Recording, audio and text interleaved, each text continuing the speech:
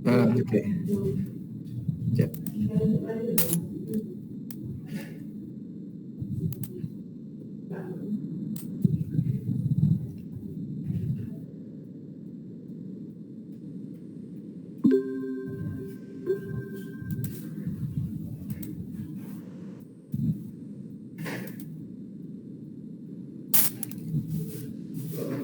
Itu berkenaan dengan apa yang kuliah yang saya rekod, saya lupa bagi, nanti saya bagi lah.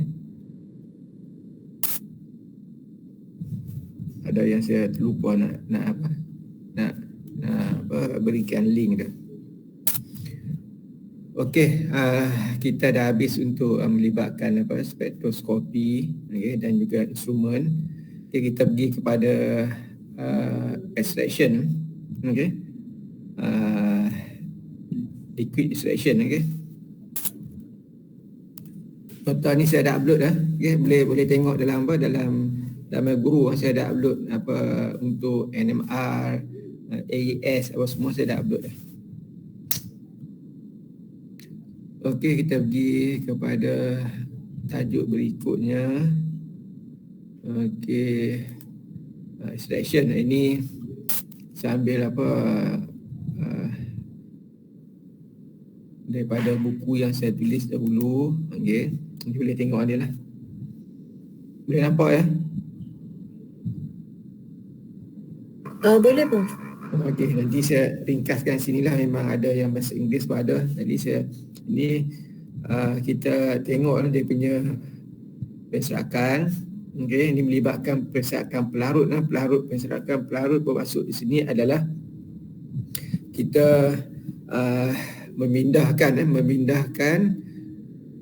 analyte daripada satu fasa ke fasa yang lain, iaitu kebiasaannya dua fasa yang tidak terlarut campur di situ. Contohnya air dengan minyak lah. Fasa yang berbeza. Maksud ada dua larutan yang terpisah selengkapnya. Iaitu contohnya air dengan minyak, ataupun aqueous dengan organik. Lautan aqueous dengan lautan organik yang terpisah. Ada larutan yang tidak terpisah, dan ada larutan yang terpisah.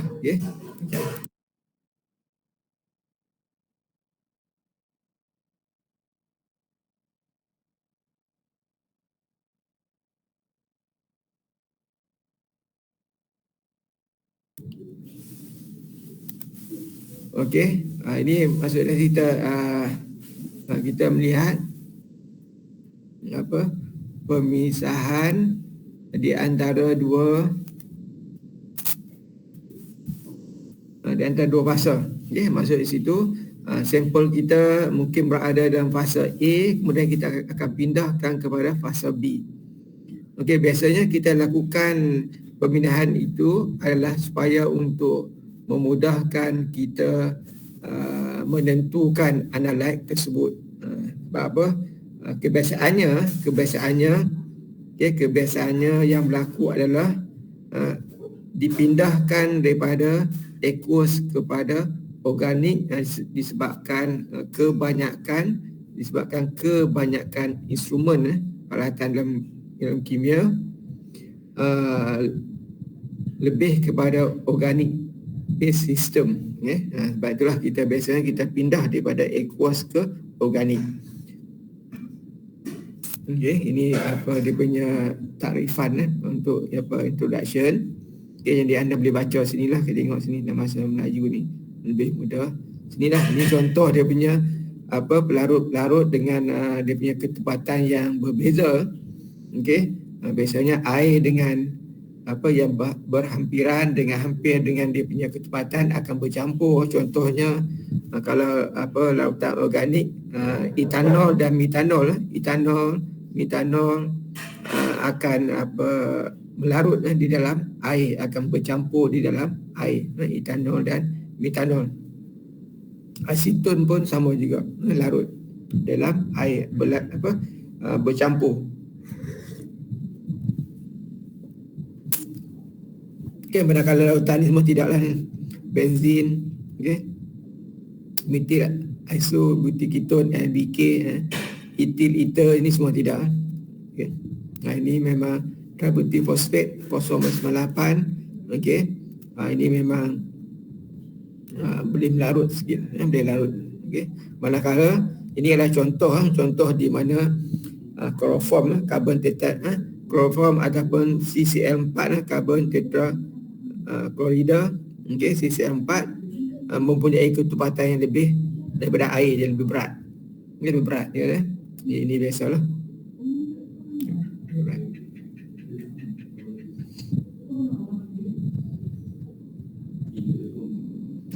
Okey, ini adalah dia punya keterlarutan. Contoh sini adalah Fenol. Fenol. Okey, fenol. Okey, di dalam air dia akan berlaku apa ini? Akan berlaku penceraian. Akan berlaku penceraian ni. Okey. Okey, pencahayaan di dalam air akan terbentuk OH. OH akan dikeluarkan apabila kita tindak balaskan dengan NaOH, di mana Na akan mengambil tempat OH. Jadi maksud sini akan menghasilkan C6H5ONa.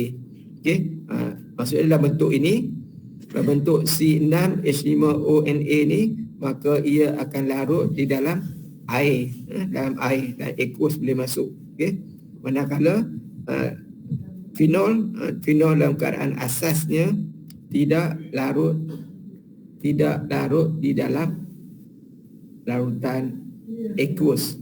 Okey, fenol tidak larut dalam larutan aqueous.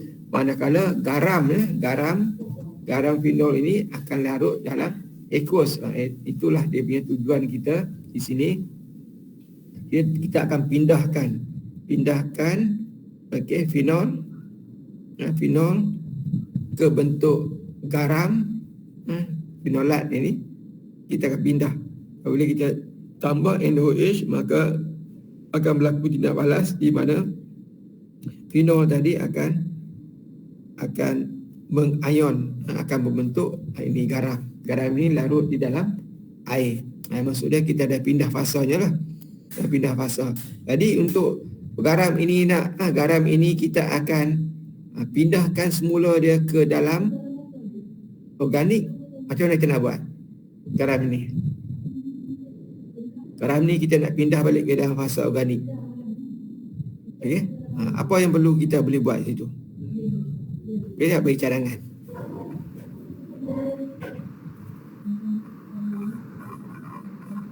Boleh tak? Ada seorang beri cadangan saya. Kita nak larut semula ke dalam fasa ataupun kita nak tolakkan balik ke fasa organik. Tambah asid. Tambah asid lah. Kita tambah asid dengan berlebihan, maka akan terbentuk semula inilah fenol. Maka fenol ni akan pindah ke fasa organik kembali. Ini adalah acid base, pengekstrakan acid base, di mana kita kontrol pH, di mana kontrol pH, maka kita boleh arahkan analyte tersebut ke mana dia, sama ada aqueous ataupun organik, bergantung kepada sistem yang kita ataupun peralatan yang kita akan gunakan untuk menganalisa. Okey, sama ada jenis yang kita nak menganalisa tersebut ataupun kita akan memendakkan ataupun tidak. Kalau memendakkan, dia ada certain garam yang boleh dimendakkan. Jadi maksud dia kalau dimendakkan certain garam tersebut, kita akan ke arah dalam bentuk aqueous lah. Okay. Itu adalah contohnya lah. Ya. Okay, ini fenolat. Okay, ini boleh baca. Contohlah, ini adalah kegunaan pengekstrakan pelarut sini. Okay. Pertama, pemesanan analyte daripada spesies gangguan. Okay, kedua, pemekatan analyte. Okay, maksud situ kita nak memekatkan adalah pemindahan analyte ke dalam satu fasa yang lebih sesuai untuk dianalisis. Macam saya cakap tadi lah, menggunakan peralatan. Kalau sekian-sekian peralatan itu lebih pada kegunaan untuk organik, maka kita kena pindah ke organik lah kat situ. Okey. Okey.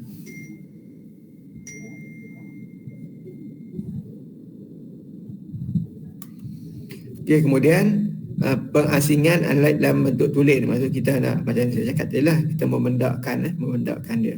Kemudian meringkaskan matriks, iaitu matriks ni adalah campuran dia. Dia campuran.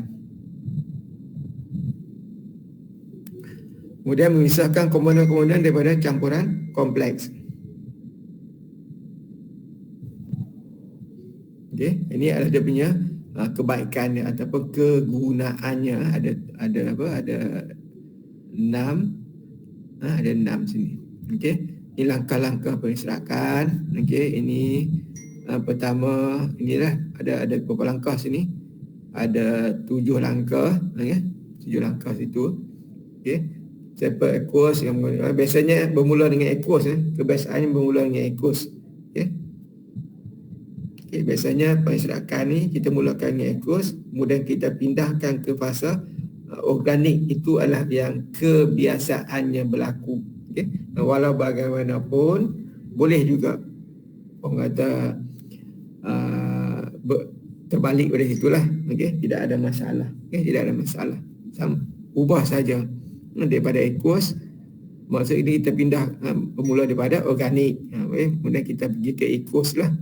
Sini okey, tinggal menggunakan corong lah. Sampel aqueous yang menggunakan analyte dengan isi padu yang tertentu dimasukkan dalam corong pemisah. Okey, tambahkan ejen pengkompleks. Ini adalah untuk yang tertentu. Okey, ejen pengkompleks. Biasanya untuk ejen pengkompleks, okey, kita gunakan untuk memisahkan, biasanya kita memisahkan metal ataupun logam. Okey, kita memisahkan logam, kita menggunakan ejen pengkompleks. Okey, memisahkan logam menggunakan ejen pengkompleks ataupun larutan penimbal kat situ.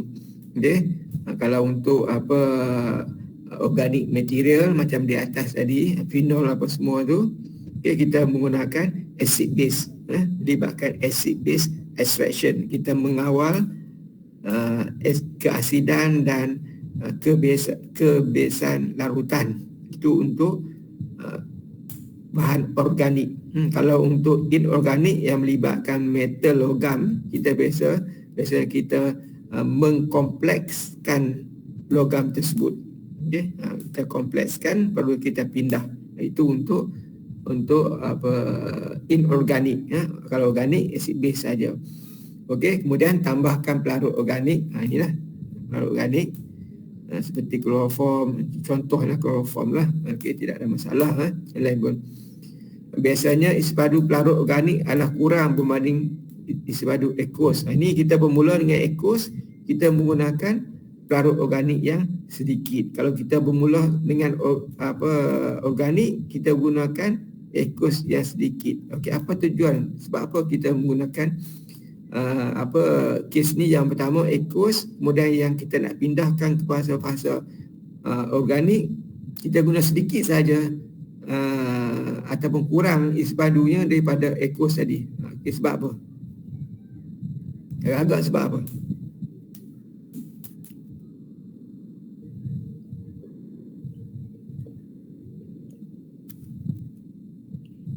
Boleh tak?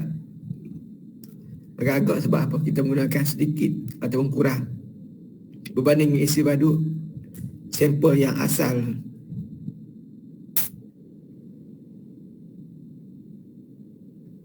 Tak ada idea? Ada tak? Sebab apa? Dia simple jawapannya.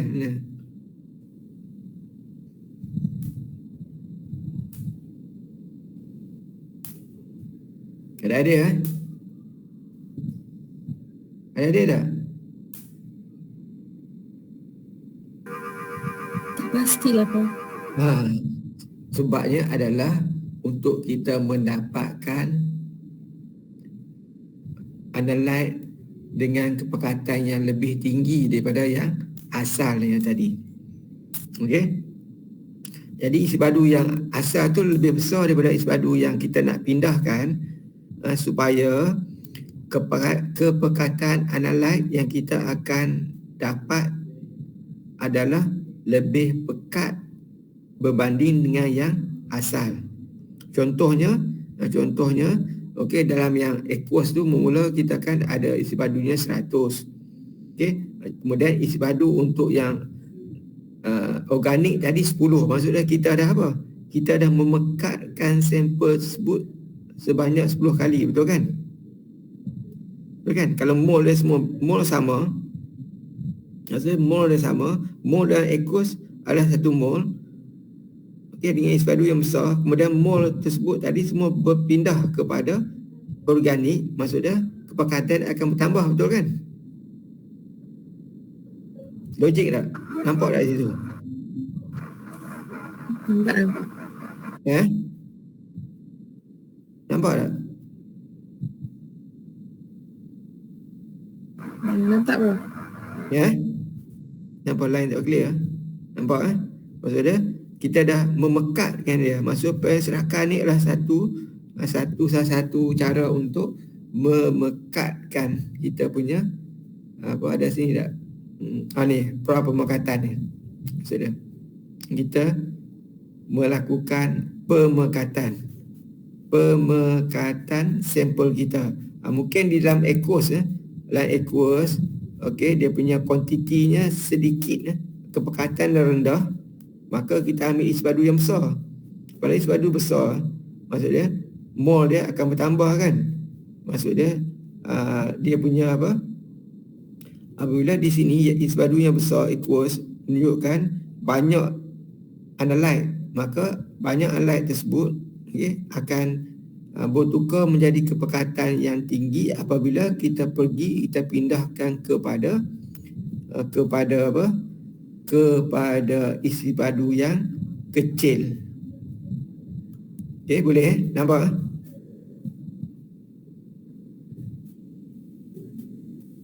Kemudian inilah berlaku, kita masukkan itu, tutup corong, kemudian kita goncang apa semula, akan berlakulah pemisahan. Okey, kita keluarkan fasa yang organik tadi. Jadi kita akan dapatlah. Maksudnya kita dah pindah daripada fasa aqueous kepada fasa organik. Okey. Jadi kemudian kita akan tengok adakah sekali penyerakan sudah mencukupi ataupun memerlukan lebih daripada sekali. Dia ada pengiraannya nanti di bawah. Okey. Kebiasaannya kalau kita lakukan sekali ataupun 2 kali, okey, di mana sekali 2 kali maksud dia apa? Okey, kita contohnya, okey, kita lukis ni.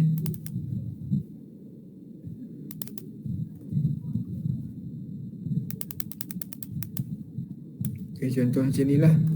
Kita ada 2 bahagian. Okey.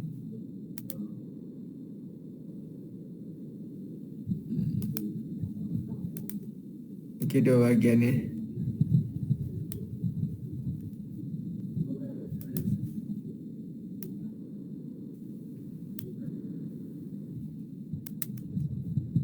Ni ada bekas.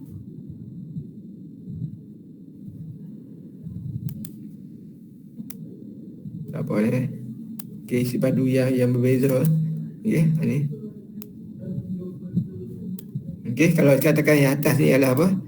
Atas ni adalah organik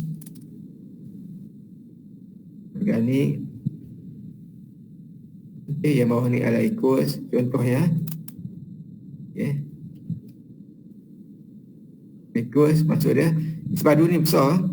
Sepadu ni besar, ini kecil, maka kalau kita pindahkan, katakan nilai ni sini, katakan apa, saya beri contohlah sini, katakan dia, apa, nilainya adalah apa, katakan ada 2 mol, 2 mol. Okey. Disebabkan sepadunya sini besar, maka dia punya kepekatan dia adalah sekian lah. Kalau kita pindah 2 mol ni ke sini, okey, 2 mol ni semua sini ke sini, kita pindah, okey, ni akan menyebabkan apa? Akan menyebabkan pekatan analyte kita tadi dah menjadi sebagai pekat. Boleh faham maksud saya ni? Boleh? Boleh Pak. Ini maksud dia yang saya cakap tadi. Okey. Benda sama kita pindah ke sepadu yang kecil, maka ini akan jadi lebih pekat. Ini dia makan apa pemekatan lah untuk kita mungkin di dalam sistem aqueous dan aqueous kita tidak boleh nak determine sebab terlalu sedikit dia punya concentration terlalu rendah, maka kita boleh pindah lah sini yang lebih akan menyebabkan dia punya kepekatan lebih tinggi dan mudah untuk kita menentukan. Okey, itu salah satu. Okey, ini dia punya, mungkin yang saya nak ulang untuk yang penyesakan beberapa kali maksud dia tu. Okey, mungkin kali pertama kita lakukan penyesakan. Okey, maksud kita masuk sinilah. Mungkin akan yang pindah adalah mungkin satu saja yang pindah ke sini. Okey, satu. Kita ulang-ulang, kita goncang-goncang, masih satu saja. Jadi maksud dia sekali penyesakan. Kita buang benda ni. Kita buang. Kita buang organik daun tani, kita pindah ke tempat. Kemudian kita tambah isbadu yang sama pula. Ataupun berbeza. Biasanya sedikit lah sama. Kita lakukan yang kedua. Mungkin yang kedua ni, mungkin yang kedua akan sini akan menjadi berkurang menjadi contohnya 0.1 mol. Maksudnya yang naik sini 0.9. Kita pindah, kita campur dengan dengan yang tadi. Kemudian kita lakukan sekali lagi, mungkin yang kali ketiga ini dah habis ataupun tinggal kosong-kosong. Kan maksud ini akan naik sini. Jadi kita campur. Itu kita maksudnya kita lakukan 3 kali penyesakan dah mencukupi untuk kita memindahkan analyte kita ke fasa satu lagi. Boleh ikut Boleh. Ini dia makan penyesakan berganda, penyesakan berganda. Maksud berulang kali lah kita lakukannya. Okey, terusnya ini melibatkan hukum taburan. Okey, hukum taburan nurse kat situ. Inilah di sini melibatkan, anda boleh baca melibatkan ada pemala dia, semua ada. Okey, inilah taburan KD. KD berapa kali taburan, iaitu kepekatan zat di dalam pelarut. Ni O lah organik. O lah untuk organik dan A adalah pelarut aqueous, organik aqueous. Maksud sini kita bermula dengan larutan aqueous. Okey, bermula dengan larutan aqueous seperti yang tadilah. Dan kebiasaannya kita mula dengan aqueous. Jarang sekali bermula dengan organik. Okey, ini adalah dia punya tarifan KD. Okey, distribution coefficient kat situ. Okey. Okey, kali taburan. Okey, KD kekuatan zat di dalam larut organik, kekuatan zat dalam larut aqueous. Jadi maksudnya kita boleh refer balik ni lah. Balik-balik sini, tengok balik Okey, contoh sini lah. Biasanya kalau berbalik kalau berbalik masuk di situ, inilah kepekatan organik ini, kemudian kepekatan aqueous di sini. Okey, di sini. Masuk di sini, inilah. Ini bukan sini. Sebab apa? Ada sedikit fenol ni akan larut di dalam air. Okay, ada sedikit fenol akan larut dalam air. Tetapi biasanya kalau untuk keadaan begini maka nilai KD ni akan menjadi akan menjadi besar ataupun kecil. Kita tengok tarifan untuk KD. Okey, KD. Okey, kekuatan zat dalam pelarut organik per kepekatan zat dalam pelarut aqueous. Biasanya akan jadi besar ataupun kecil nilai ni, KD ni, untuk kes ni.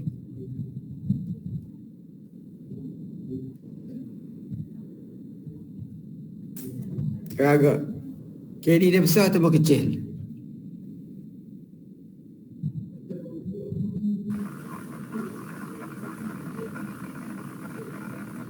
Ya, jawapan dia agak besar. Besar lah, jawapan dia betul besar.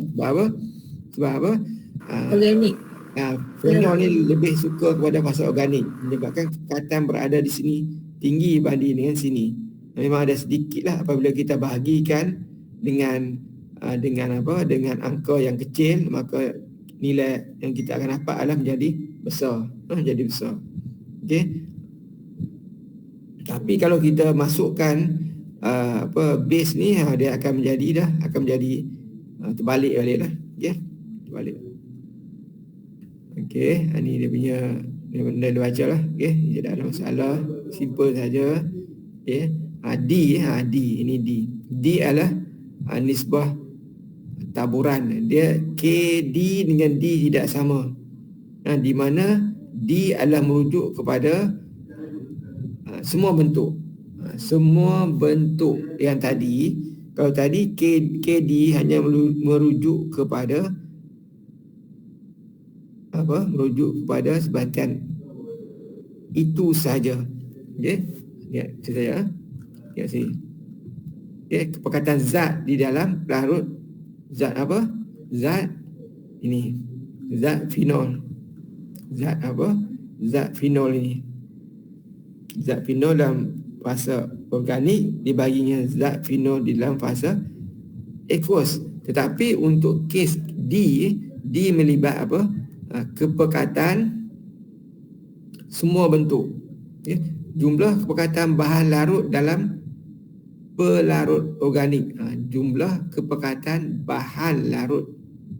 Dia bukan maksudnya apabila kita rujuk kepada bahan larut, dia merujuk kepada semua bentuk. Semua bentuk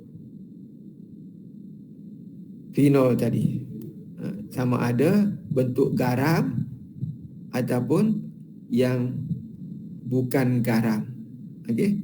Inilah beza ni KD bentuk bentuk sama HBZ, asid benzoat. Asid benzoat organik, asid benzoat untuk aqueous yang tadi. Tapi apabila D melibat semua bentuk, apabila melibat semua bentuk, kita akan mengambil kira BZ ni dalam bentuk garam. Okey, BZ untuk garam ni lah. Ni garam dia, BZA. Benzoat tadi inilah. Ini KA. Okey, maksud dia tunjuk sini dah. Ni D. Okey, ni D. Okey. D ni bentuk organik kan. HBZ ni adalah asid benzoat tadi. Ini bukan asid benzoat lah. Kalau tadi merujuk kepada tadi, merujuk kepada inilah. Kalau tadi merujuk kepada apa? Inilah. Ini benzin ni saja. Okey. Kemudian dalam aqueous dia ada dua. Bentuk garam ni dan juga untuk ini. Ada dua dalam aqueous. Maksud dia apabila sekarang bentuk kita letakkan base ini, kita ada dua bentuk. Pertama adalah bentuk ini dalam aqueous dan juga adalah bentuk ini. Maksud ini akan menyebabkan nilai D tadi akan menjadi yang nilai D maksudnya nilai yang di bahagian aqueous akan menjadi lebih besar. Sebab apa?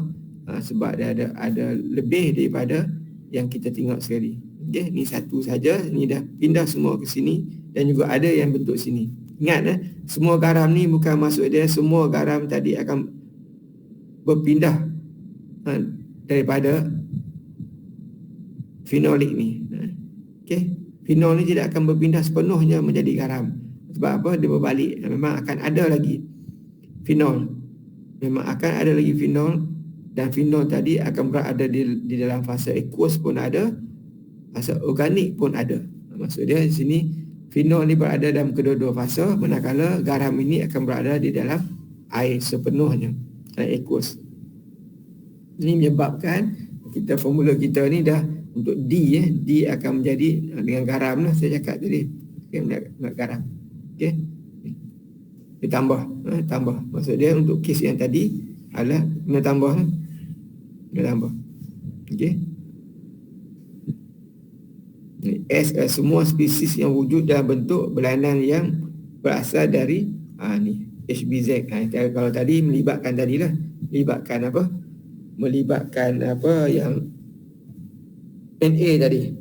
NA tadi. Okey, maksud sini adalah ini adalah apa? Fenol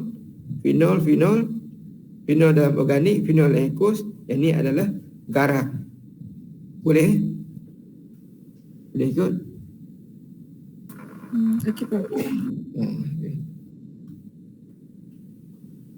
Itu keadaan ini dia punya menerangkan di mana KD apa semua. Okey. Di sini menunjukkan apabila kaitan antara KD dan juga KA di situ. Okey, tak salah. Okey. Maksud ni bergantung kepada penserakan ni bergantung kepada acid base. Okey, ini dah melibatkan penserakan berganda yang saya cakap tadi.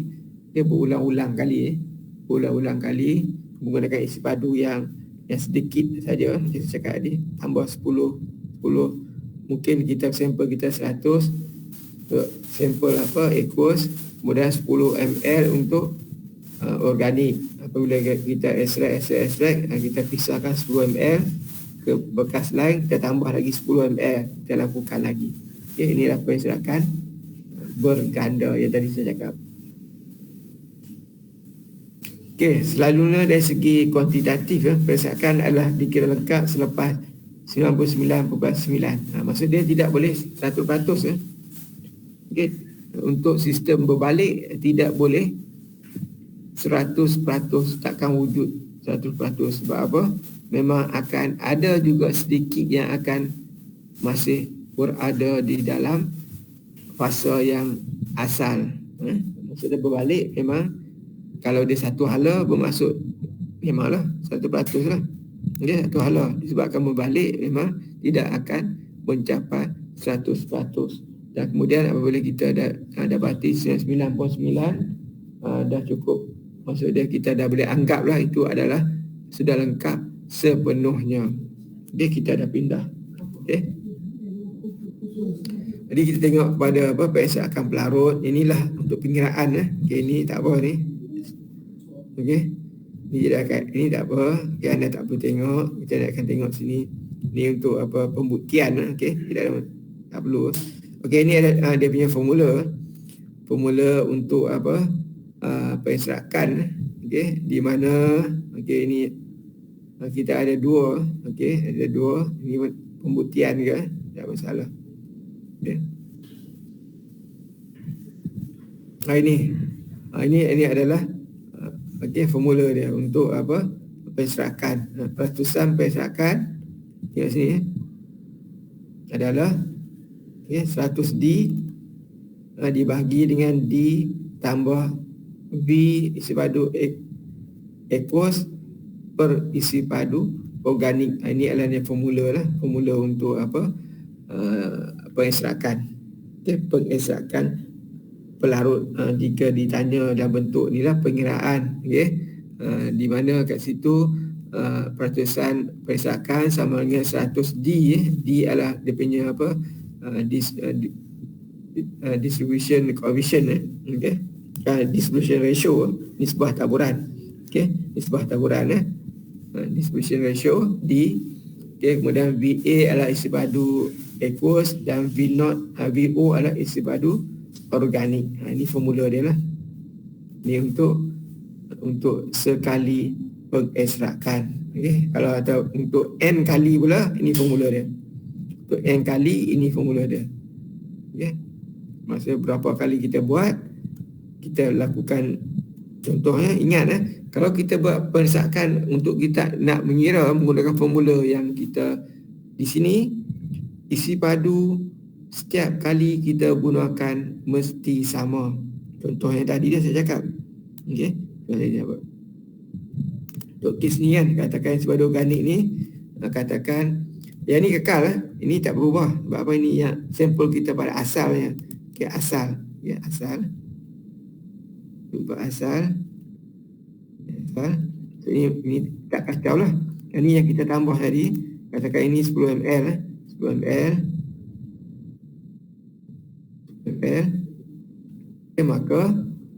Maka kita buat keluar 10 ml. Organik ni kita tambah balik 10 ml juga. Tidak boleh isi padu yang berbeza. Kalau isi padu berbeza, maka formula tidak boleh digunakan. Mesti sama. Kalau masuk 10 ml, kita buat keluar 10 tambah 10. Buat keluar 10 tambah 10. Kalau 5 sama juga. Okey, itu. Boleh? Boleh?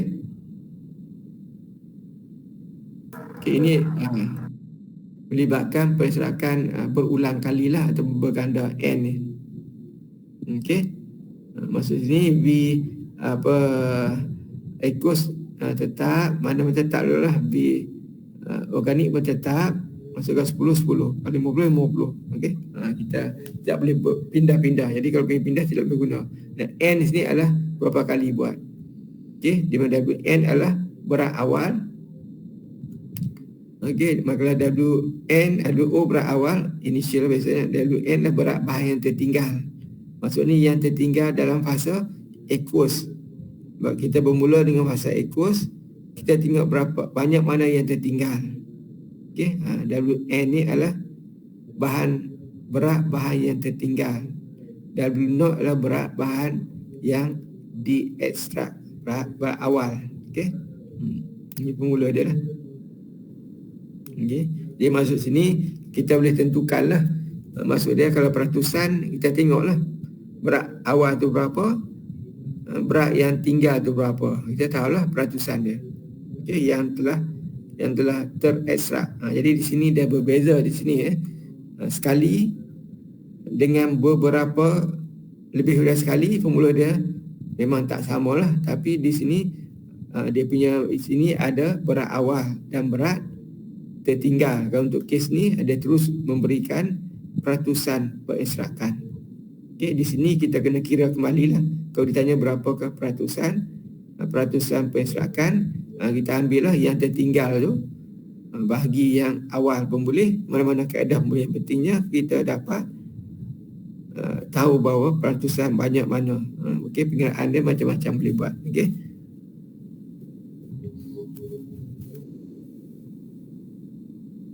Okey, ini untuk apa? Ini ada beberapa contoh sinilah, ya.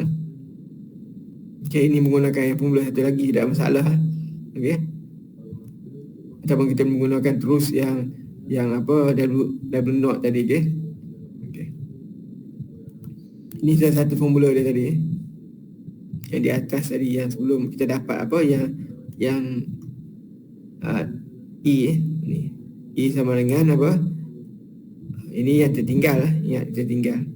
Okey, ini formula ni adalah yang terekstrak. E 100D perekstrakan. Inilah yang sebelum ni kita dapat benda ni. Okey, kita guna semula.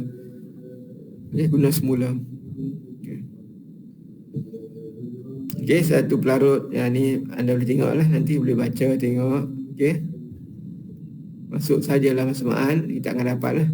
Okey, ini dia menggunakan formula perekstrakan. Okey, boleh tengok. Ini melibatkan apa? Melibatkan beberapa kali. Ini 99.993 ni maksud dia sangat-sangat mencapai 100% lah. Memang akan ada, ingat peratusan E tidak boleh menjadi 100%. Takkan dapat 100% sebab berbalik. Okey, ni contoh lagi. Okey, lagi yang anda boleh tengok contoh juga ni, simple saja. Okey, sama juga. Okey, ini ada juga. Okey, kita akan tengok ini melibatkan apa pemisahan untuk apa, untuk sebatan organik yang kita pergi kepada inorganik pula. Inorganik. Okey. Ada inorganik. Okey, ini sama juga dengan mol apa semua ni. Ini melibatkan apa pengiraan perkataan awal, perkataan akhir. Okey. Ni anda ini peringkat ni. Rasa anda tidak ada masalah. Okey. Sama juga ada contoh yang banyak. Okey. Soalan banyak, anda boleh tengok nanti. Ini kita pergi kepada untuk logam. Okey, untuk perekstrakan kompleks logam. Perekstrakan tadi yang atas tadi melibatkan apa organik, bahan organik.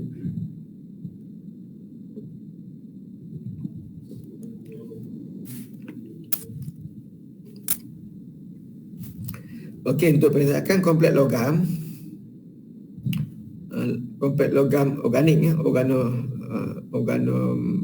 logam okay, organometalik sini. Okey, sini kita ada beberapa contoh ni. Biasanya ingat untuk kita membuat ataupun kita memisahkan antara jenis logam, biasanya kita kontrol dengan acid base juga, biasa itu juga.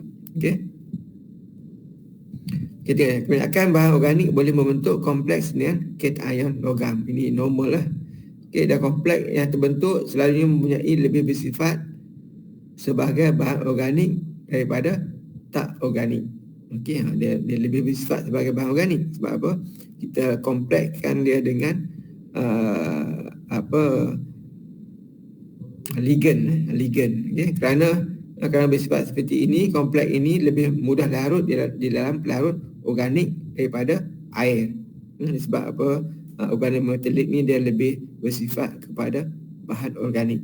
Sifat kompleks seperti ini membolehkan ion-ion logam boleh dipisahkan di antara satu sama lain dengan teknik pengekstrakan. Sebab itulah kita boleh pisahkan dengan menggunakan teknik pengekstrakan, di mana kita akan tukarkan logam kita ke bentuk ataupun daripada bentuk inorganik, kita akan cuba pindah ke bentuk ataupun ke arah yang lebih organik dengan kita komplekskan dia dengan ligan-ligan. Okey, di sini besi 3 boleh membentuk kompleks besi 3 koprat dengan kelet. Ini kelet ni maksud dia ejen pengkelatan, silation agent, iaitu kufron, dan ion aluminium 3 pula boleh membentuk kompleks aluminium 3 oksina dengan kelat oksina. Okey, maksudnya kita nak misahkan besi 3 dengan aluminium. Maksud dia kalau kita larutan kita, sampel kita ada dalam aqueous ada besi iron 3 ataupun aluminium 3, kita boleh pisahkan. Dengan kita menindakbalaskan, dengan kita mencampurkan beberapa ejen pengkelet kat situ. Okey, maksud dari situ kita kalau kita tambahkan kufron ni, kelet kufron, maka iron 3 akan membentuk organometalik yang mudah larut dalam organik. Maksudnya kita akan pisahlah. Okey, akan pisahkan besi 3, iron 3 dengan aluminium 3. Okey, ini contohlah. Contoh dia. Ferrum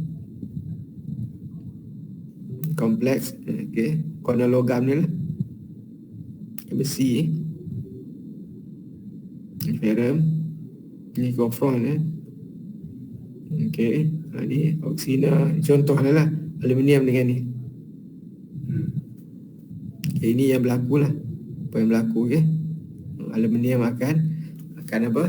Ni aluminium ni lah. Aluminium dengan oksina ni. Okey. Ferrum dengan kufran.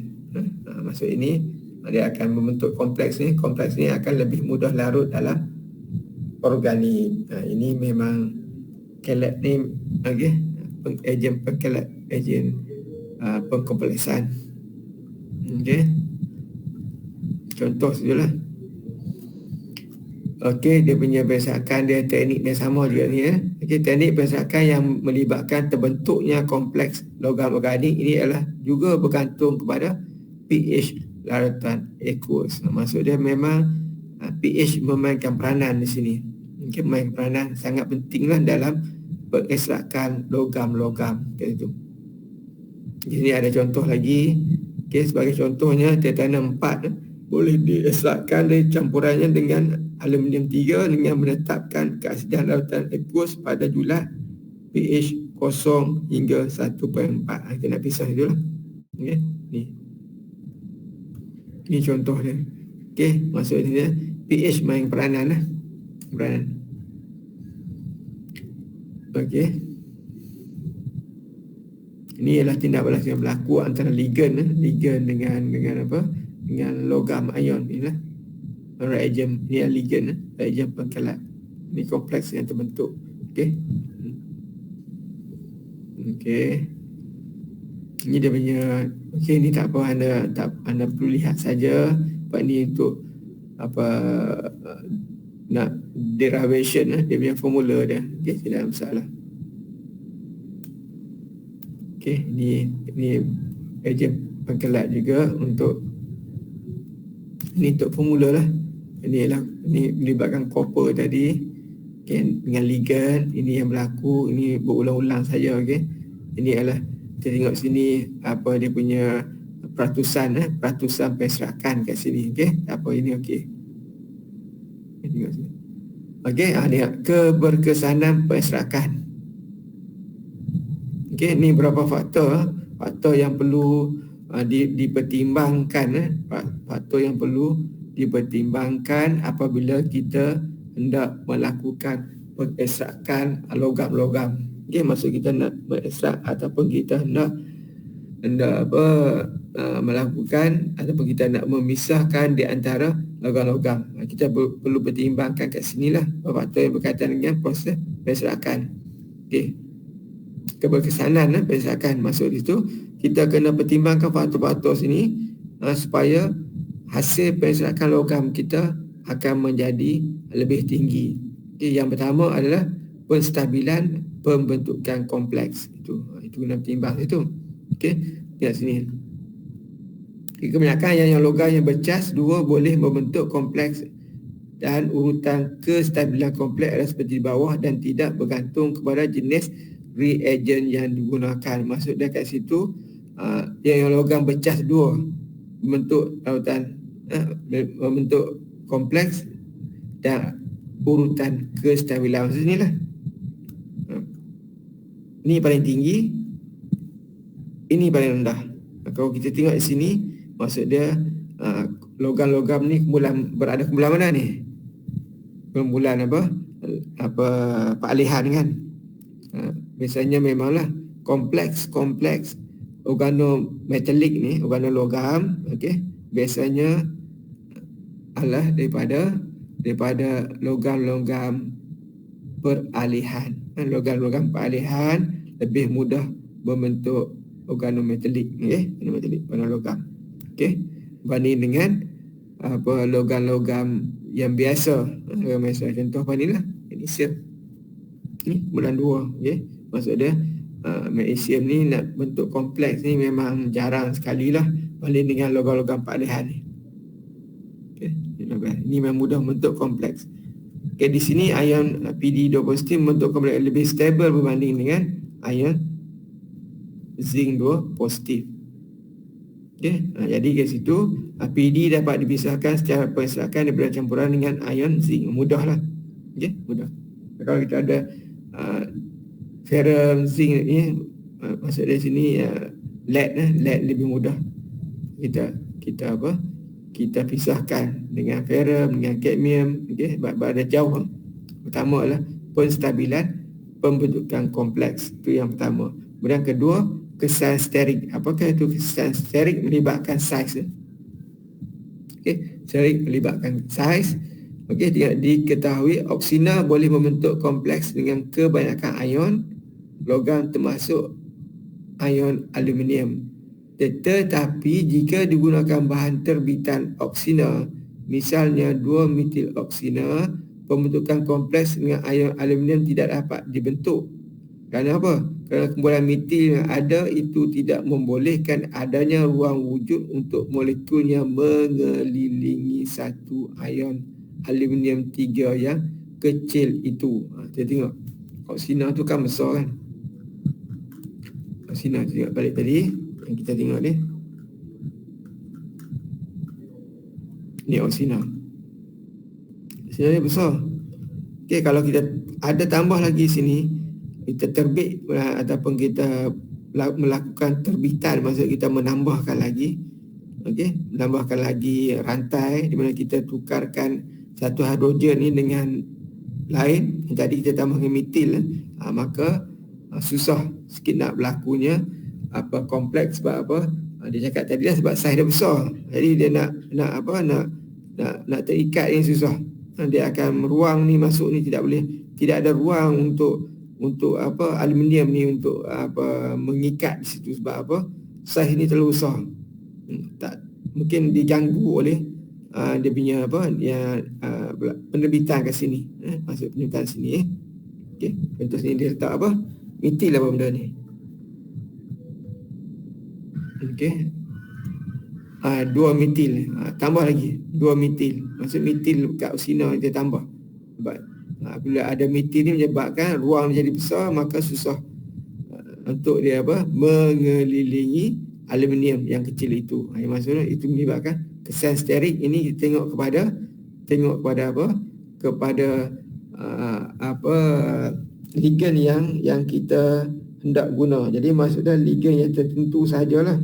Ligan yang besar-besar tu memang tidak digunakan dengan sebab apa? Mungkin akan menghalang daripada berlakunya pengkompleksan.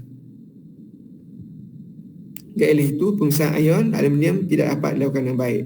Dari sini dapat disimpulkan bahawa reagen kelet tadilah ejen apa kompleks ni mempunyai kekebalan fungsi yang banyak dan besar, kadang-kala mengurangkan keberkesanan proses penyerakan. Sebablah dia besar maksud dia besar. Kita banding kita tengok sini kan.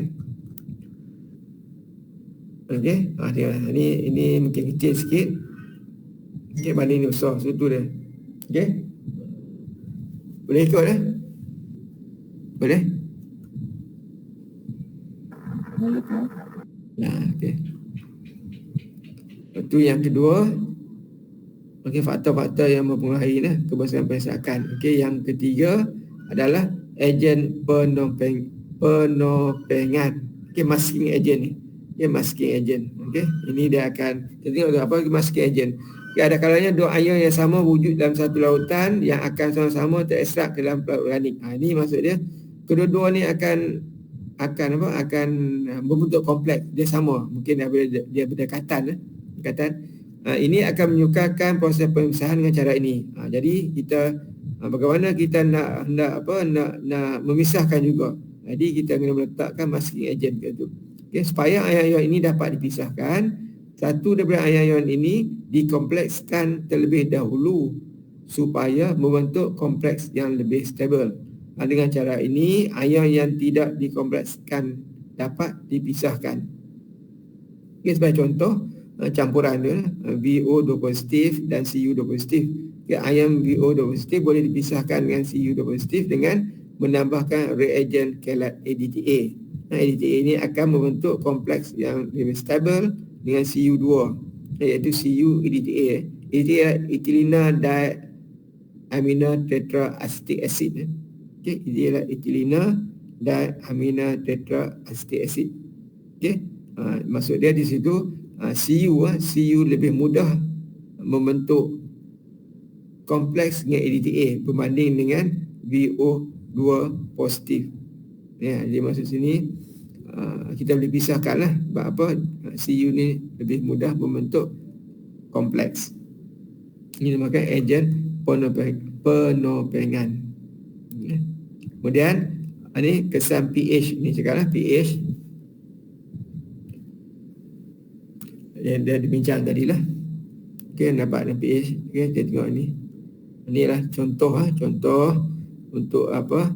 Untuk persakan. Okey, persakan satu logam bergantung pada pH dia. Okey, pH. Okey.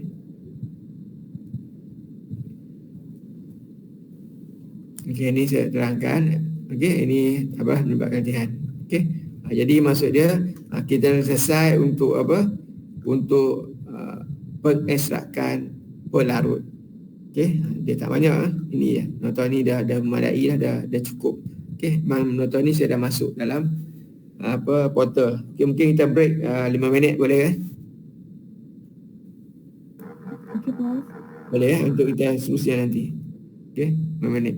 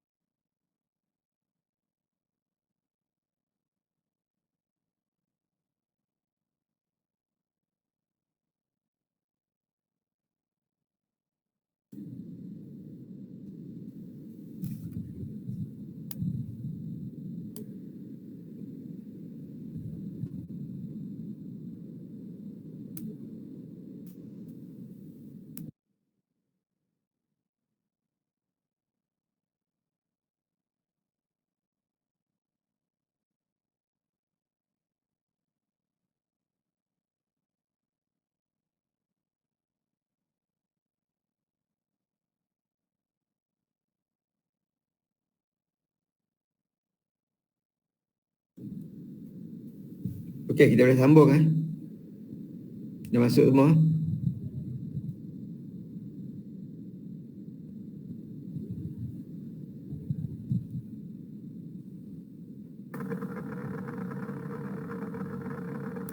Boleh? Boleh Prof. Okey. Sambung. Kita sambung kromatografi. Okey. Libatkan kromatografi, kita akan tengok nanti liquid kromatografi, gas kromatografi. Okey. Sebenarnya benda tu yang membezakannya adalah mobile phase dan fasa gerak. Fasa gerak sama ada liquid ataupun gas fasa geraknya. Yang lain semua sama saja. Okey.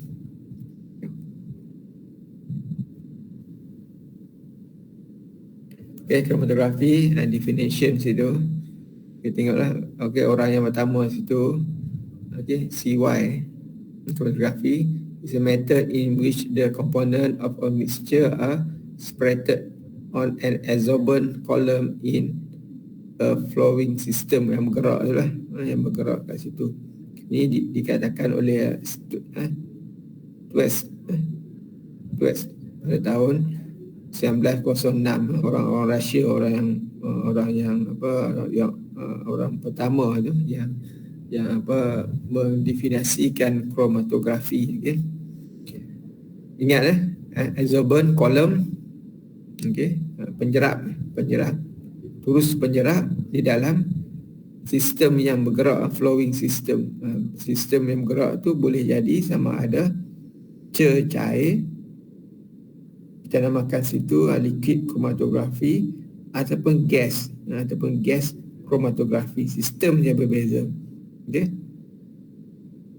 Dan ini yang dilakukan oleh Stretch tu, separation of plant pigment using column, menggunakan turus yang turus terbuka yang mengandungi kalsium. Turus terbuka tu umpamanya buret yang kita masukkan batu ke dalamnya. Kalsium umpama batu lah, memang batu-batu kita masukkan batu-batu di dalam biret. Okay, kemudian kita letakkan pigment di mana situ Twist menggunakan liquid kromatografi. Maksudnya dia menuangkan cecair yang bergerak di dalam kolom turus tersebut. Jadi di situ maka dia akan lihat dia punya pigmen tumbuhan tadi sudah terpisah, mungkin daripada warna hijau, mungkin ataupun warna merah, ada terpisah kepada beberapa warna yang lain. Okey. Kemudian pada tahun 1930-an, okey, jumpa lagi jenis-jenis kromatografi lain, iaitu thin layer kromatografi, okey, kromatografi lapisan nipis, kemudian kromatografi pertukaran ion exchange kromatografi. Dan teruskan lagi tahun 1940-an, penemuan lagi partition kromatografi ataupun kromatografi partisi lah, dan juga kromatografi kertas pada tahun 1940-an, paper kromatografi. Dan kemudian yang paling akhir sekali penemuannya, yang paling latest lah, tahun 1950-an kemudian dijumpainya ataupun bermulanya gas kromatografi. Okay, gas kromatografi. Jadi maksudnya yang di atas itu sehingga 1940-an semua melibatkan kromatografi cecair. Ini maksud melibatkan fasa geraknya adalah ataupun flowing systemnya adalah liquid. Okay, daripada tahun 1910-an hingga 1940-an, kesemua itu sistem tersebut menggunakan sistem liquid sebagai mobile phase, fasa geraknya. Jadi bermula 1950-an dah menjumpai gas sebagai fasa gerak. Okey. Kemudian pada tahun 1960-an, kromatografi digunakan secara yang meluas. Kromatografi is widely used to determine analyte sama ada bentuk environmental, pharmaceutical, dan banyak lagi lah industrial. Maksud di situ memang kromatografi digunakan secara meluas sehinggalah sekarang. Ada pelbagai jenis kromatografi. Pelbagai jenis instrumen. Contohnya apa?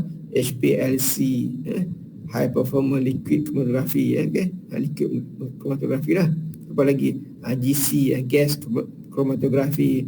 Kemudian liquid dan gas ni juga kita boleh sambung kepada semua lain. Maksudnya semua lain sambung kepada mass spec, LCL, CMS, GCMS, macam-macam. Kemudian DC ni ataupun LC ni ataupun inilah gas chromatography ni disambung juga kepada FTIR. Macam-macam boleh sambung kepada FTIR. Maksud di situ daripada liquid tadi kita dapat result untuk gas chromatography, kita boleh sambung juga kepada FTIR, sambung juga kepada mana-mana lagi, semua lain, tidak ada masalah. Sekarang ni memang peralatan semakin lama semakin canggih situ. Boleh berlaku kita gabungkan beberapa instrumen, boleh gabung GC kepada ataupun HPLC kepada DSC, macam-macam lah. Okey, ini pada tahun 1993 IUPAC, National Unit for Pure and Applied Chemistry. Chromatography is a physical method. Dia katakan apa? Chromatography is physical method of separation in which the component to be separated that distributed between two phases. Itulah dua fasa yang berbeza. Tertabur di antara dua fasa. Fasa tu apa? Stationary phase dan juga mobile phase. Maksud dia, sampel kita, analyte kita akan berada ataupun tertabur di antara dua fasa, iaitu sama fasa gerak ataupun fasa yang tidak bergerak, permanent, stationary phase, fasa pegun. Dalam bahasa Melayu namakan fasa pegun, stationary phase. Fasa pegun fasa tidak bergerak lah. Kemudian mobile phase adalah fasa yang bergerak. Macam saya cakap tadi lah, bergerak sama ada gas ataupun cair. The term that you should know in chromatography are term ni lah. Ini benda-benda yang kita biasa jumpa. Itu mobile phase, solvent or gas moving through the column. Inilah saya cakap ni, mobile phase. Okey, fasa gerak sama ada dua jenis lah, sama ada cair ataupun pelarut ataupun gas yang melalui turus. Turus tadi mengandungi apa?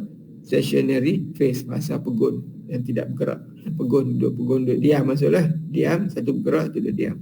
So di situ apa yang berlaku adalah sampel analyte kita tertabur, maksud berada di antara kedua-dua fasa ini, fasa pegun ataupun fasa bergerak. Jadi melibatkan tarik menarik lah di situ. Itu akan menyebabkan ada yang ditarik kuat oleh fasa pegun, dia akan keluar lambat. Sebab apa? Tertarik kepada fasa pegun. Apabila sampel kita lebih tertarik kepada fasa gerak, maka dia akan bergerak lebih laju. Maka dia akan keluar dahulu.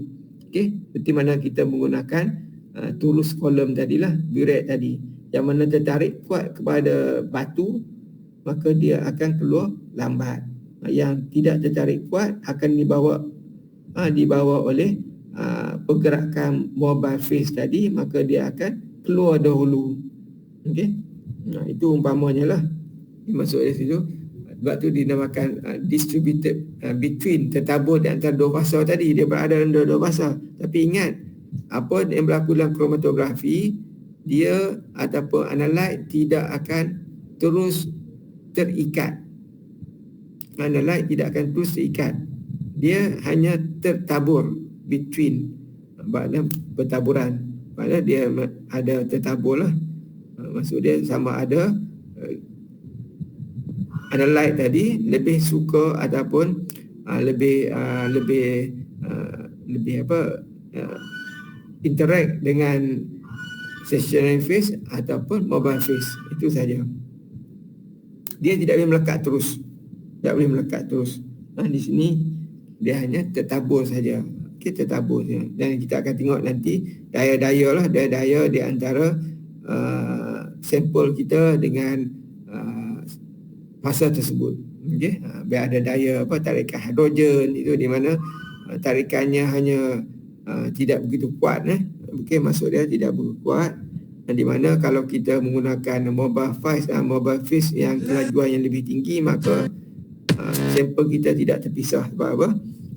Sebab tarikannya tidak begitu kuat. Apabila kita mobile phase kita gerak dengan begitu laju, akan menyebabkan sampel tidak akan terpisah.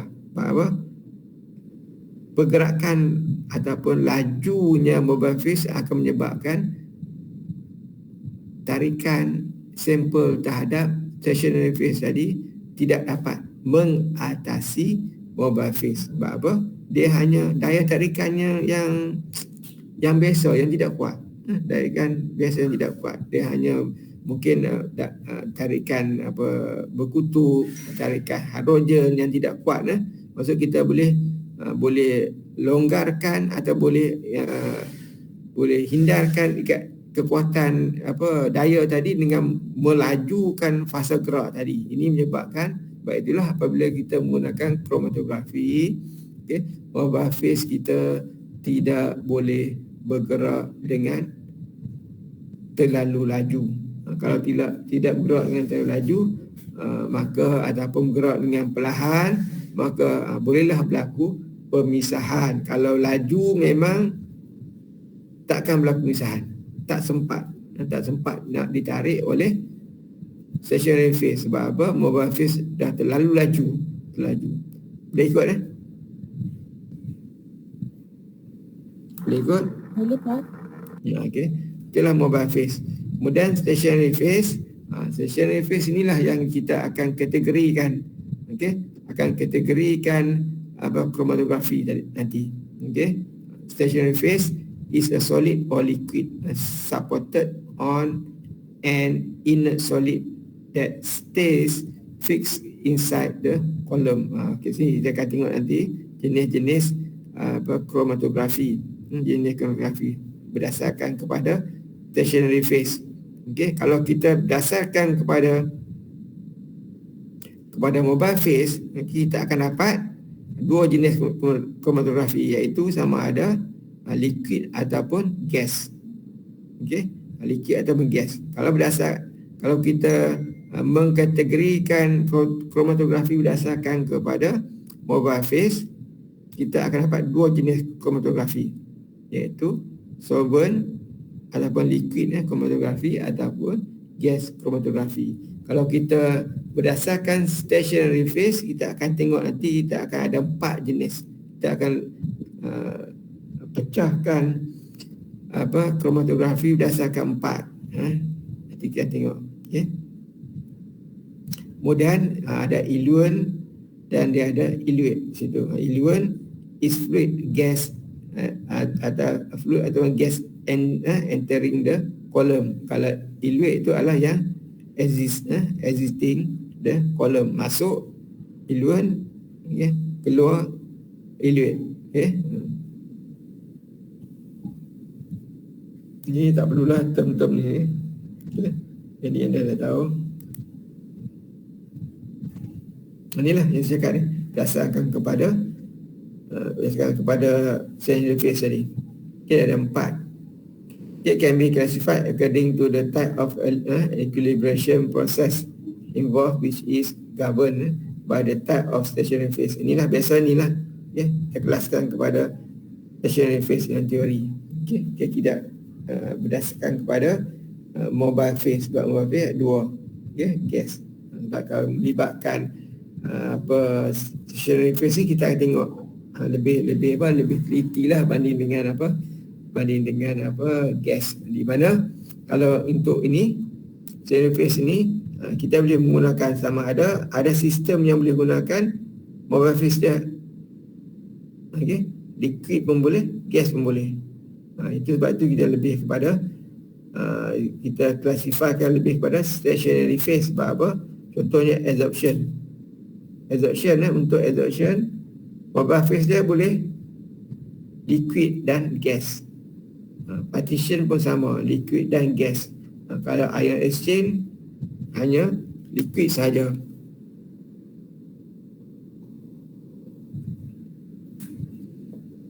Okey, ion exchange liquid saja dan juga permeation ni liquid saja. Okey, kedua-dua ni, yang bawah dua ni hanya liquid. Mobile phase ni ada liquid. Kedua-dua bawah ni, ini saya letak biru, saya ubah. Okey, okey, so ubah ini okey, color ni, dua ni ada biru, hijau. Okey.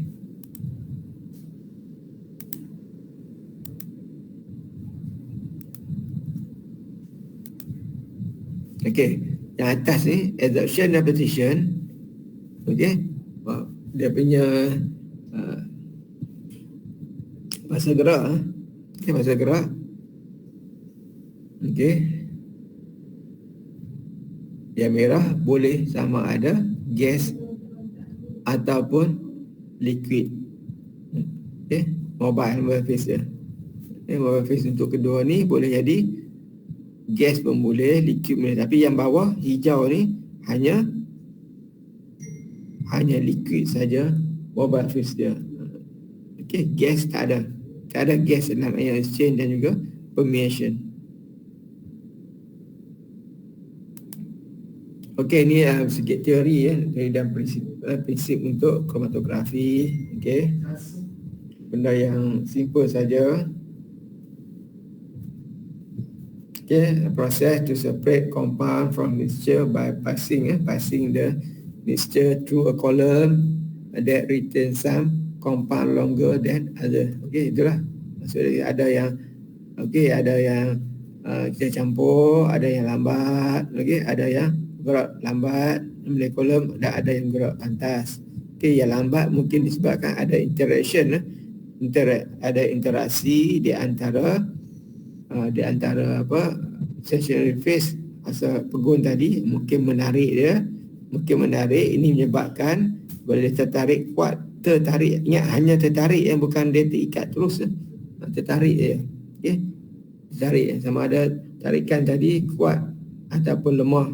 Kuat pun memang dia akan dilepaskan juga disebabkan oleh pergerakan mobile phase kat situ. Okey, jadi maksud dia akan bergerak juga, tapi bergerak perlahan. Okay, keluar lambat. Itulah. Ada mechanism of retention for various type of chromatography differ based on establishment of an equilibrium between a stationary phase and mobile phase. Just cakap lah. Okay. Ini semangat dia, tarikan tadi lah. Okay, ni dia punya distribution coefficient. Okay, yang kita tengok tadi lah, KD lah. Coefficient of component A in stationary phase sama juga coefficient of A in mobile phase. Ingat, stationary phase. Okay, kalau dia lebih suka kepada stationary phase, maka nilai KD dia akan menjadi besar. Okay.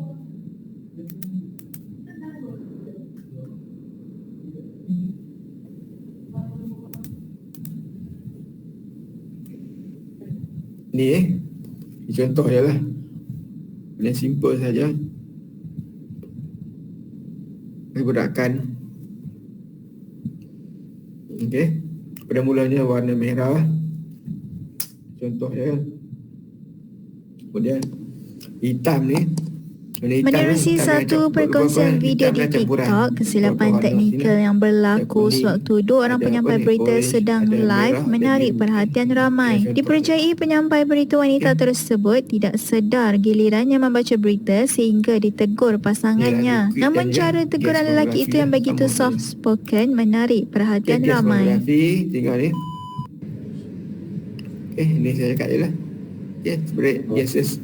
Assessment based on absorption or partition, saya cakap. Tunggu kembali. Kalau liquid Tengok liquid banyak ni. Size expiration tadi lah. Banyak exchange. Ini adalah apa expirasi. Liquid ini melibatkan apa absorption. Tin layer pun melibatkan adoption juga atau plana form of LC. Ini adalah melibatkan liquid tadi. Jadi saya tunjukkan.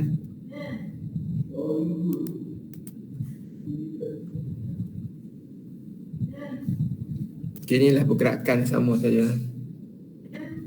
The equilibrium constant is governed by, inilah benda-benda ni yang kontrol ataupun yang akan memberi kita punya hasil kita, yang akan mengawal kita punya pemisahan, iaitu utama adalah temperature, suhu, type of compound, jenis compound yang bahan ni kita, stationary phase dan juga mobile phase, semua memperanan sini. Ingat kalau type jenis compound, kalau bahan itu lebih suka kepada stationary phase, akan KD dia akan KD akan besar. Kalau bahan tersebut tidak suka ataupun dia lebih kepada mobile phase, maka nilai KD dia akan menjadi kecil. Kemudian suhu memperanan juga. Dan terutama sekali memanglah stationary phase dan mobile phase. In partition chromatography, the separation coefficient is called as partition coefficient. Itu saja membezakan dia. KC. KC akan meningkat, will be retained more strongly by stationary phase, resulting move along the column more rapidly. Ini memang dah dicakap lah. Ini contoh lagi gerakan dia. Contoh. Inilah. Jenis yang sempat tadi. Tengok sini. Yang pertama, absorption chromatography. Tengok sini. Tarikan. Ni kita punya apa? Ni adalah kita punya analyte kita. Analyte, ini dia punya ringkasan. Analyte tertarik kepada tarik kepada ni lah, yang bahan kita ni. Ni adalah stationary phase yang apa? Fasa pegun pegun. Inilah fasa pegun. Maka fasa pegun akan menarik. Dia akan menarik analyte kita. Dia menarik saja, dia tidak melekat. Dia menarik. Tapi apabila kita ada mobile phase ni akan cuba untuk membawa. Maksud membawa. Dia akan bergerak berterusan. Berurusan. Akhirnya sekali yang tertarik ni pun akan terlepas juga. Sebab apa? Dia tidak melekat terus. Dia hanya tertarik dengan daya-daya yang bukan kuat lah. Daya yang tidak kuat. Tak strong, dia tak kuat. Dia akan daya ikatan hidrogen contohnya, ikatan daya London semua tu, bukan covalent London bukan covalent, maksud daya covalent di situ adalah tidak kuat. Apabila kita move, kita bergerak, fasa gerak ni memang fasa gerak akan mengatasi juga. Fasa gerak akan mengatasi tarikan oleh fasa pegun. Mobile phase tu kan sama liquid gas. Untuk absorption chromatography yang saya cakap tadi, fasa gerak yang boleh sama ada cair dan juga gas, tidak ada masalah. Dua boleh. Inilah contoh lagi untuk chromatography, TIC, thin layer chromatography. Ini juga melibatkan dia punya absorption juga. Thin layer ni juga boleh berkurang sama dengan kertas juga. Kalau thin layer ni mungkin sebabkan kita menggunakan dia punya absorbent ni, contohnya silika ataupun alumina, ada jenis penjerapnya silika dan alumina, kita namakan thin layer chromatography. Lapisan nipis, maksudnya ada lapisan nipis alumina ataupun lapisan nipis silika pada plate ni. Plate mungkin boleh dibuat daripada zinc, plate dibuat daripada aluminium, atau plate ni boleh dibuat daripada kaca, tidak ada masalah. Maksudnya kalau Semua kaca, warganet kita Aminah kas, Maimunah pun kita kas bagai kaca dan tersebut ia dengan berurusan silika rasa ataupun buka. aluminium. Terbaru memaparkan Kemudian kita keringkan. meskipun sahaja TLC, Zizah yang thin layer terkait diri kromatografi. mencuit ke baginda. Kemudian kalau untuk paper kromatografi, tidak adalah kertas segala-galanya. Boleh juga. Untuk ini, stationary phase is a plane in the form of solid supported on an inert plate. Itulah. Masuk di sini solid. Solid solid. Macam cakap ada silika atau alumina. Kita letakkan di atas plate yang lengai, sama ada kaca ataupun aluminium. Itu yang biasa adalah yang ada di pasaran. Mobile feeder adalah liquid. Penyanyi Syed Hamzah menerusi hantaran terbaru di Instagram membuat pendedahan yang mengejutkan apabila dia dikatakan sudah 2 bulan keluar daripada rumahnya di Surabaya. Semua menggunakan lagu patah seminggu ini lagi, dia sudah pun memfailkan perceraian dengan suaminya. Namun dia tidak memaklumkan secara terperinci bila permohonan dibuat. Difahamkan Syed Hamzah yang tinggal bersama keluarganya buat sementara waktu di Kuala Langat berdepan dengan situasi sukar apabila rumah terlibat dengan banjir. Keluarga menumpang melibatkan yang pertama tadi, melibatkan apa? Katanya lagi urusan penceraiannya masih kromatografi. Apabila bencana terjadi. Kemudian seterusnya, ini berdasarkan kepada apa stationary phase. Yang kedua adalah partition. Partition kromatografi. Partition kromatografi sebenarnya partition kromatografi dan juga absorption kromatografi, cara bekerjanya adalah sama.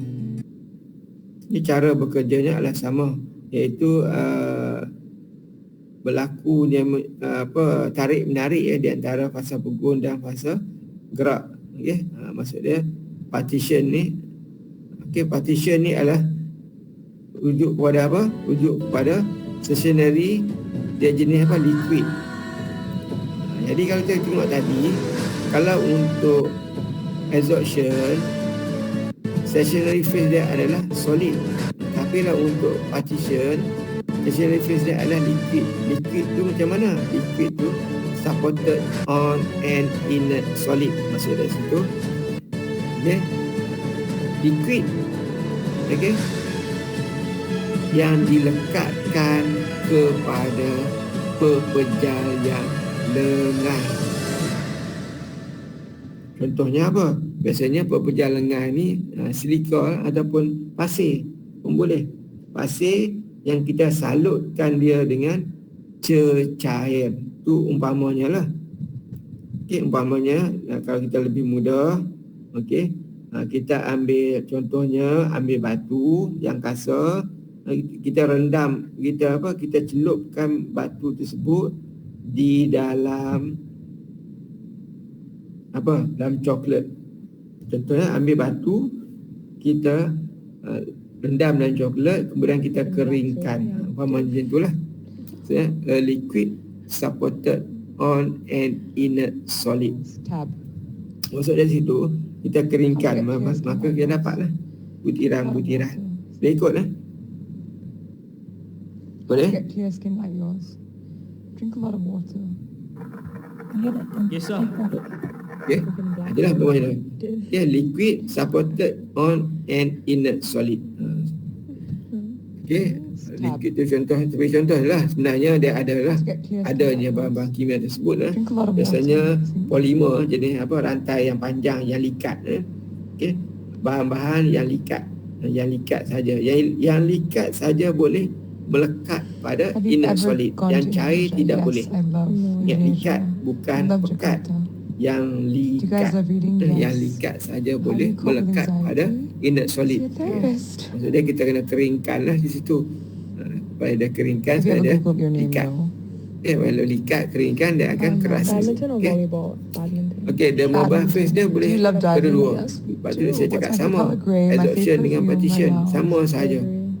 Tapi yang membezakannya adalah untuk absorbent, stationary phase adalah solid. Where's my butterfly gone? Kalau untuk partition, stationary phase adalah liquid. Okey, liquid ni dia mesti kena support lah, kena pegang. Kalau liquid saja tidak boleh sebab kita tuang Okay, I got 1 more minute, guys, before I liquid. go.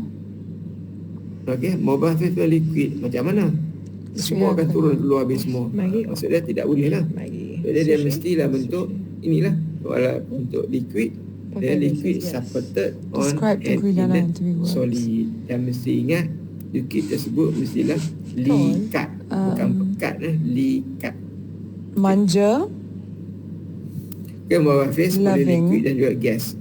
spoilt. Okay, sini dia ada normal mode. Is Pahang and Of Brunei's royal family operation, related? I'm biasanya not sure. kalau normal mode Sneakers or flats? kita akan tengok nantilah apa yang masukkan normal mode. Cartier or Bulgari? Cartier. Di mana kalau normal mode kita menggunakan apa? Her laugh. Stationary face kita adalah I love her bersifat polar. Okay. Sabah or Sarawak? Stationary face kita bersifat polar, mana ataupun berkutub. Okay, guys, we gotta go. It's so Pasal fun pukul doing kita live with you berkutub all. dan pasal geraknya adalah tidak berkutub. Ingat, pasal gerak dengan pasal pekun mestilah berlawanan. Okey. Dia punya stationary face dan juga mobile face mestilah berlawanan dia punya polarity. Kalau satu polar, satu lagi non polar, dia mesti macam tu. Kalau tidak adalah sifat tarik menarik. Kalau kedua-dua polar, bagaimana? Okay, ataupun kedua-dua tidak berkutub, bagaimana? Tidak adalah berlaku tarik menarik. Kalau satu polar, satu non polar, sampel polar akan tertarik kepada polar. Jadi dia akan keluar lambat lah.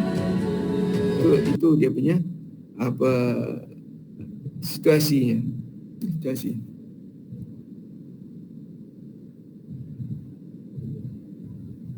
Ni dia macam cakap the favorite return on a polar compound dia cakap lah. The non-polar stationary phase is used with a polar mobile phase. Ni yang saya cakap reverse phase. Reverse phase maksud terbalik lah. Akan normal phase maksud dia, akan normal phase dia punya stationary phase dia adalah polar. Okey, dia punya mobile phase dia adalah non-polar. Itu adalah normal phase. Fasa normal kromatografi. Fasa yang tidak normal, okey, dia punya stationary phase dia adalah non-polar. Okey, mobile phase dia adalah polar. Itu reverse, terbalik.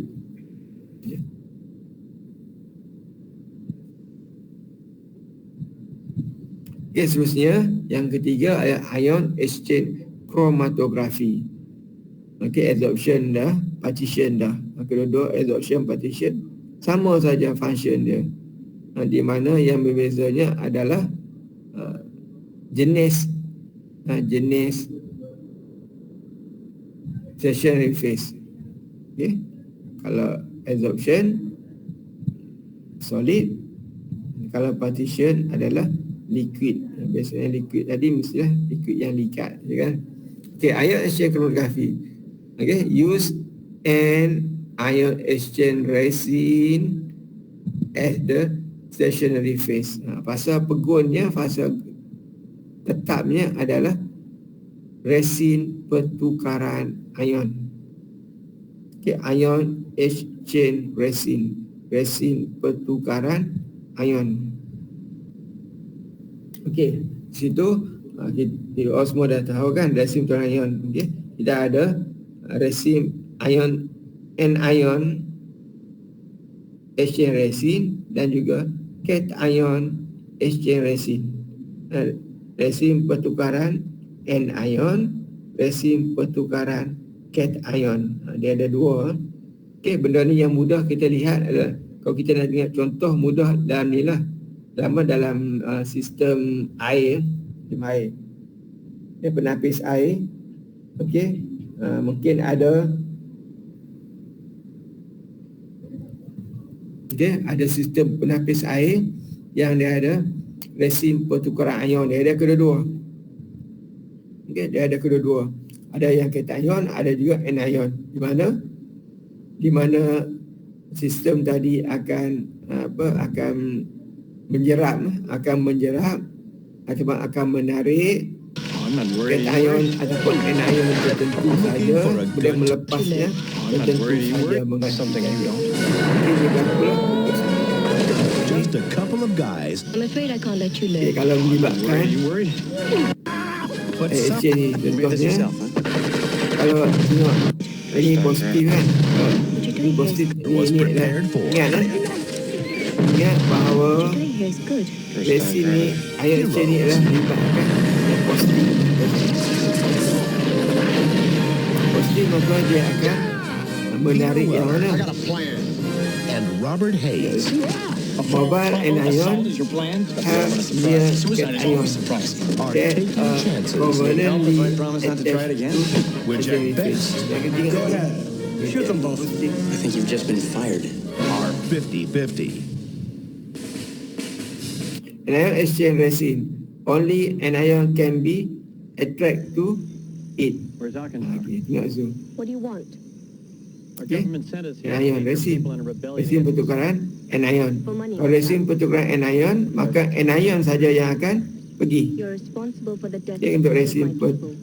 You want resin dari jenis Wasabi. pertukaran anion, pertukaran cation. Kalau pertukaran cation, maksud cation saja akan I'm afraid I can't let you live. pergi tertarik kepada resin tersebut.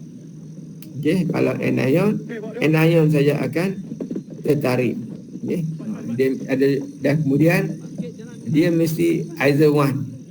Dia tidak boleh setiap resin, dia tidak boleh ada kedua-dua. Dia punya anion dan juga cation. Maksud dia ada satu saja, sebab tu dalam apa tabung ataupun dalam bekas untuk apa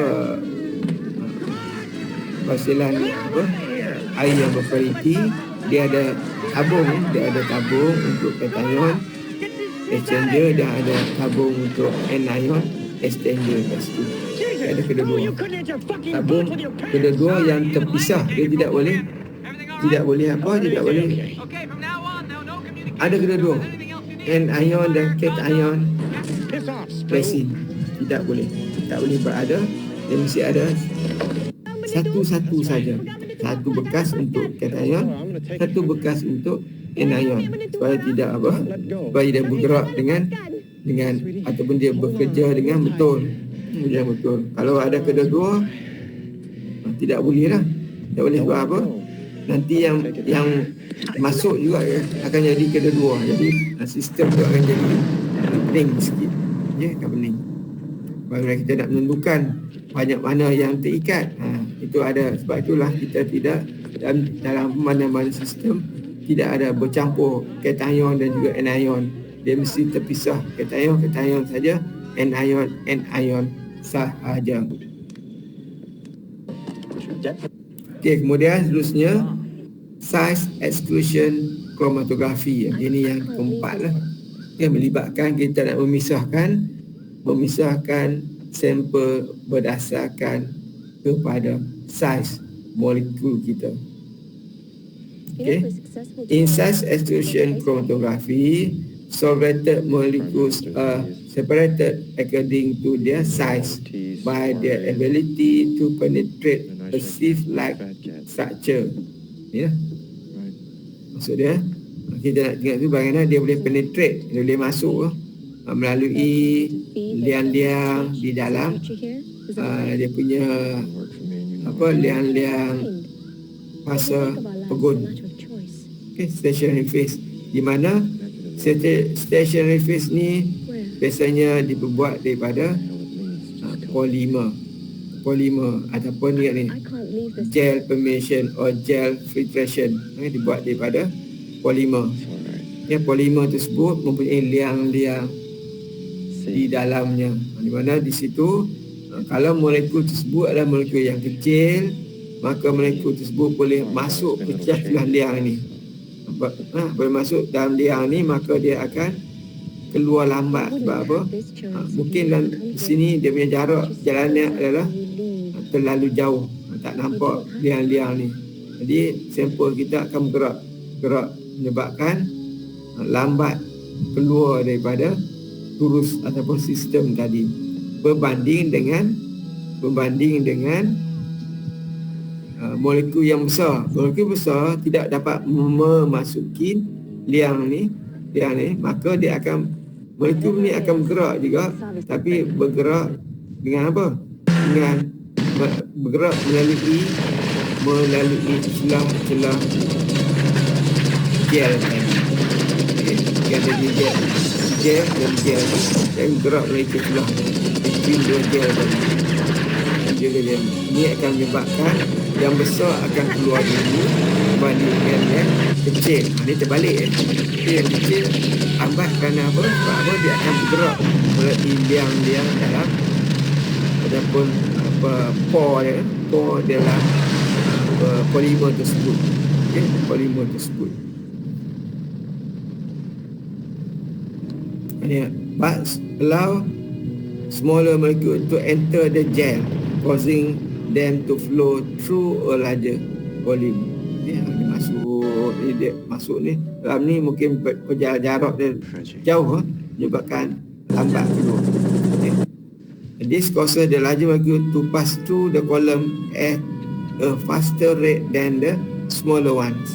Maksudlah when smaller ni masuk sini, kita tak tahu dalam ni mungkin sejuta batu ke, 10 kilometer ke, tak tahu jarak dalam liang-liang ni. Mungkin liang ni jarak yang terlalu panjang sebab dia putar-putar situ, maka kita tidak tahu. Jadi sebab liang-liangnya kita anggapkan jauh itu menyebabkan apa? Menyebabkan sel yang kecil tadi akan keluar lambat berbanding dengan yang besar. Besar akan bergerak melalui celah polimer. Butiran polimer, celah. Okey. Ya, dia punya apa? Term-term saya tak perlu ni. Term-term ni tak ada. Tak perlu ajar. Equation ni.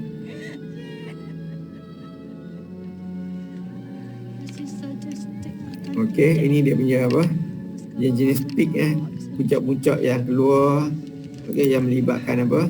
Kromatografi Okey, ni puncak yang ni kurang elok lah, terpisah. Okey. Ini pisah juga. Okey, ini agak cantik juga, tapi ni lebih cantik. Ini tidak turun tak habis Okey, maksud dia ni ada yang besar-besar, sepatutnya yang kecil-kecil yang peak yang dia punya lebar di bawah ni adalah kecil, lebih baik bandingkan yang besar-besar. Sebab apa? Besar-besar ni mungkin mungkin kita tidak tahu bahawa mungkin dia ada celah ni ada lagi. Mungkin ada bertindih dua peak di sini. Menyebabkan peak ini dia besar, dalam sepatut dalam ni ada peak lagi, peak yang tidak terpisah. Jadi maksud sebab itulah untuk apa puncak-puncak ataupun dia punya peak ni mestilah kurus-kurus, tidak boleh besar-besar. Besar-besar.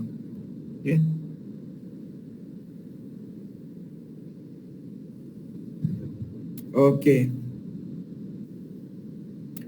Okey, mungkin kita sampai sini kot lah. Boleh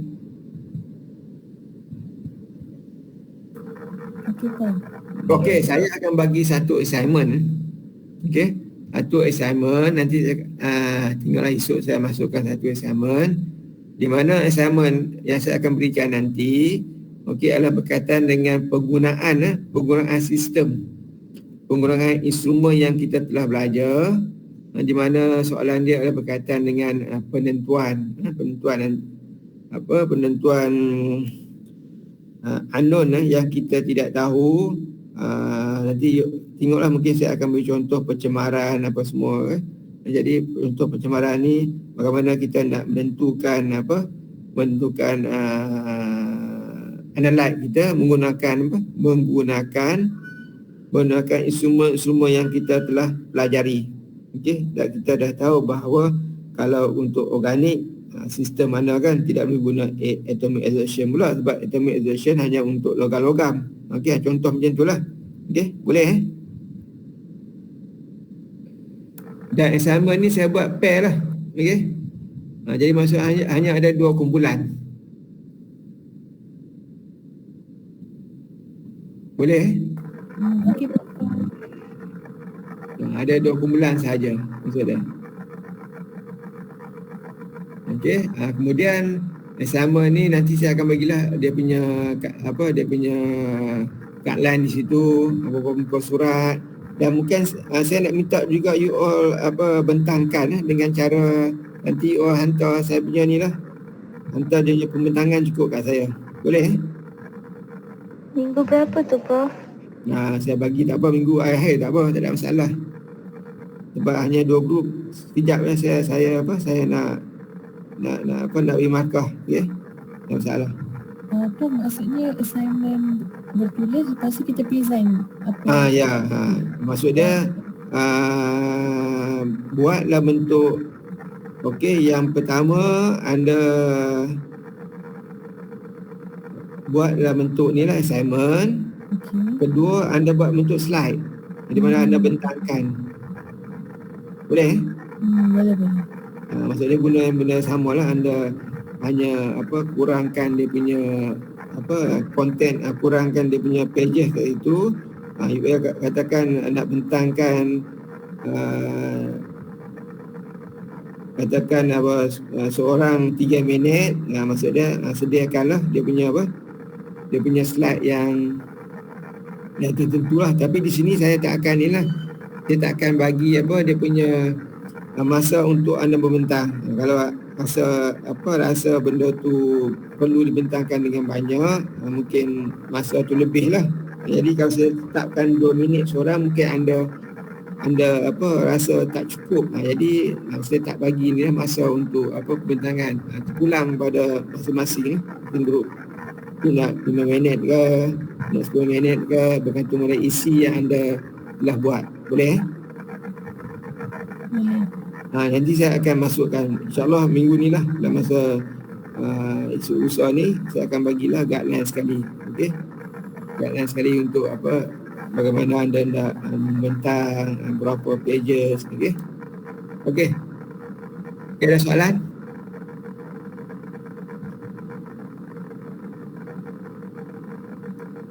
Minggu depan kita kelas macam biasa lah, Prof, kan? Ya? Minggu depan kelas macam biasa. Ada lagi. Okey. Ada lagi. Okey dah? Okey. Okey, terima kasih. Assalamualaikum warahmatullahi wabarakatuh. Assalamualaikum. Assalamualaikum.